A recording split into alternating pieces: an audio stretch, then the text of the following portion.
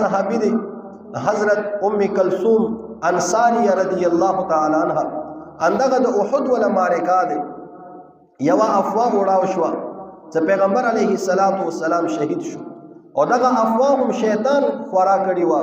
ځکه شیطان غوښتلو دا چې د صحابه کرامو قدمونه دا ولړزيږي اور دا د جنگ پرېږدي بزدلی شکار شي او دغه جنگ بایه کی نو دغه افواه چې وړاو شو مدینه منوره ته دا خبر ورسېدل نو صحابیات زنانا هغه مدینه منوره نه په منډو منډو باندې راووتلې چې ګوري پیغمبر علیه الصلاۃ والسلام ته ځان راورسې ژاړي نو دي کې دغه یو صحابیات ام کلثوم انصاری رضی الله تعالی عنها دا رچی یو صحابي ورته مخ ته راغلو ونه پوښتنه کوي چې د رسول الله مبارک صلی الله علیه وسلم څه حال دی هغه ورته چې ماته خو پته نشته خو جنگ ډیر ګرم و خدا دې چې ستا پلار هغه ما سره نږدو هغه ما په مخ کې شهید شولو اور لاش یې هلته کې پروت دی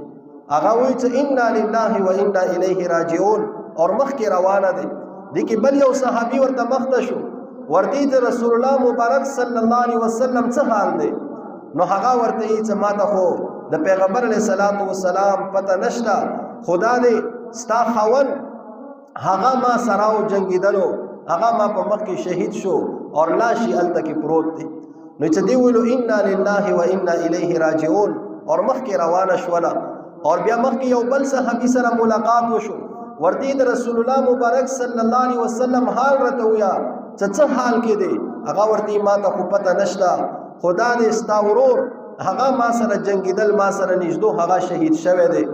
نو بیا روانه دی مخکې یو بل صحابي سره ملاقات کوي ورته رسول الله مبارک صلی الله علیه وسلم حال رته ویا هغه ورته چې ما ته خو حال پته نشته خدا دې چې ستا زوی هغه شهید شولو نو هغه د بعد دا مخکې روانه دی اور صرف انا لله و انا الیه راجعون یای نه وسریږي او نه په ماتم کیږي نبی علیہ الصلوۃ والسلام څکله هغه ته ځان ورسول پیغمبر علیہ الصلوۃ والسلام زخمی دی بدن مبارک نبی نه روان دي اور ناس دي نو دغه صحابیا پیغمبر علیہ الصلوۃ والسلام دغه قدمونو مبارک تعالی او لسونه مبارکی کېږدولو او دغه صحابیا یو جمله یې چې کل مصیبت بعدک جلل یا رسول الله صلی الله علیه وسلم چې اے د الله پیغمبره اے زما محبوبه پیغمبره ستا چې کله ته ژوندی تا د بعد هر یو مصیبت په ما باندې آسان دی